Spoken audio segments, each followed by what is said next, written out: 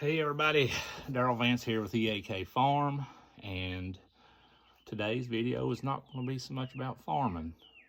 Today's video I'm doing is what I do for a living. I'm a mechanic, so I'm going to be rebuilding a 3406B Caterpillar engine. What I'm doing today, so this is an aftermarket Interstate McBee rebuild kit, and I'm going to be assembling it. And being as it didn't come with any specifications, I am assuming that it meets or exceeds Caterpillar specs. That being said, I'm going to measure to Cat specs and make sure everything at least is the same across the board as far as clearances. Today what I'm going to do is piston ring end clearance. Make sure there ain't going to be no ring butting from thermal expansion. So that's what I'm doing. And I'll be cleaning the rods, assembling. Anyway, you'll see. Here we go. There we go. MCB up. So this will be the top of the ring. Number one will be the top ring. This is your number two. This will be the upside. So what I'm going to do, I'm going to gently compress this ring. It'll probably take both hands, so I'm going to set the phone down. Work it down into the bore. I'm going to take the piston, and I'm going to slide down in there and square it up. Then I'm going to take a set of filler gauges and check. This particular engine serial number, according to Cat specifications, calls for 28 thousandths plus or minus 7 thousandths on the top ring, 42 thousandths on the mid, and then the oil ring is 22 thousandths. So I'm just going to double check all that and make sure it is at least that. So my ring is up. Just squeeze him down in there. It ain't rocket science. Take the new piston, use it to square the ring in the bore.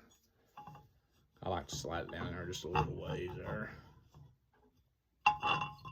Okay. Let me see if I can show you the ring, how it's sitting.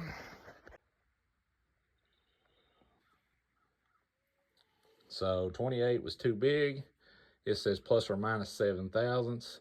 I subtract 7 from 28, and that's 21. So I tried a 21 filler gauge, and it fits. So it is at the very minimum, which is a good thing. According to Cat specs, it'll work. Okay, so I'm getting ready to put the oil ring on. It's just split. It goes right here on your bottom ring land, groove. Actually, the ring land's in between. So that fits right in that groove. And this is your oil ring. Upside up, being up top of the piston. This will go on, and that spring will go right in that groove right there. I'll show you here. Okay, so what I'm doing is we are yet to recondition the rods, and I'm trying to make use of my time wisely. So what I'm doing, I'm going ahead and putting the wrist pin in. I'm putting my clips in.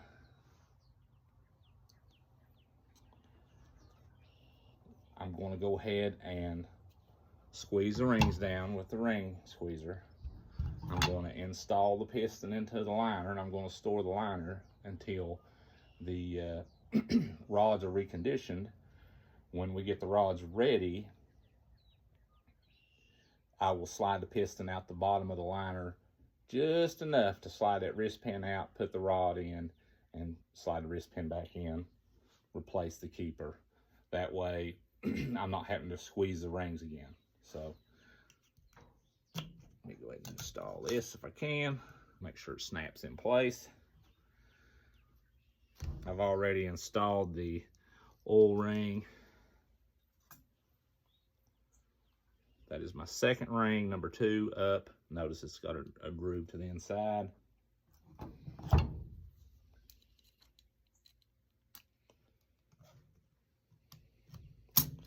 My pliers are wore out, but they'll get me by.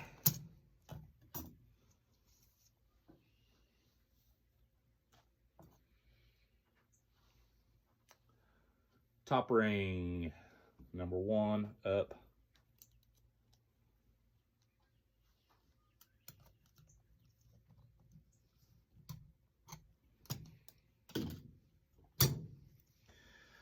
So I'm gonna lubricate this with 15W40 motor oil. And I'm gonna install it. All right. So what I'm gonna do, if you'll notice, the piston will work either direction. It's got a groove cut out for the piston cooler. So I've done put a little oil on the inside here. I'm gonna drop this in the hole. Make sure my rings are where I want them. One this way, one that way, one staggered off to the side there. I got this ring squeezer here.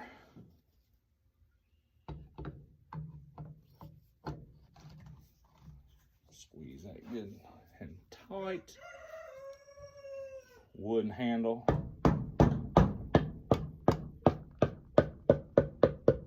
Just like that.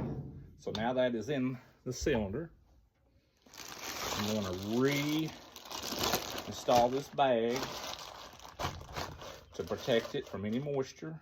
There's oil in the liner. You do not want to get oil on these O-rings before installing. And you don't want to get oil on the bottom 3, just the top filler band. We'll do that a different day though.